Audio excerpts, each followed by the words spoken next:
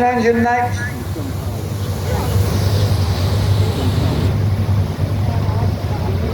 Now, the interest in this engine in that it was exported to Australia.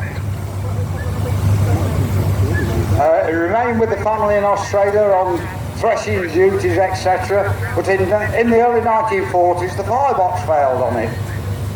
So the family did no more than buy a tractor, which you would do.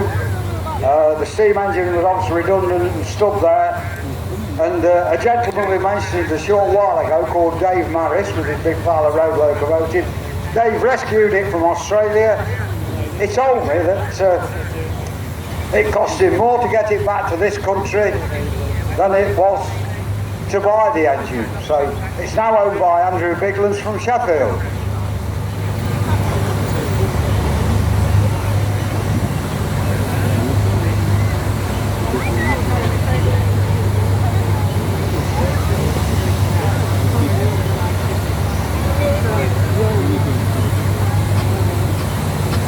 A particular engine that's very fond in my life.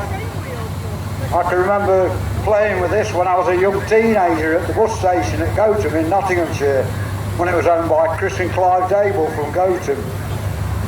It's called Cambrian, built in 1917, 27014's the number. It's called Cambrian. It worked in the hills of Wales. Found its way into Lincolnshire, where one of the owners was a Mr. Tom Fixter. It attended the first Redfern Rally back in 1956 with a Mr. J.C. Rose, who lived near to Bourne in Lincolnshire.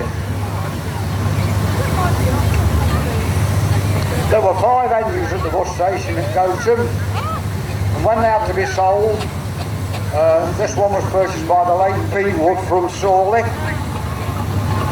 It stood unrestored for many years, but Alex Savory's rescued the situation and last year saw it on its first outing for over 40 years. A Fowler 2-3 type tractor next, owned by Dave and Sue Cope from Cromford. These little steam tractors have a real turn of speed.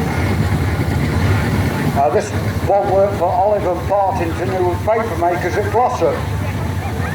There were 4 of those particular engines. This is the only one to survive. It's been with Dave and Sue since the 1980s.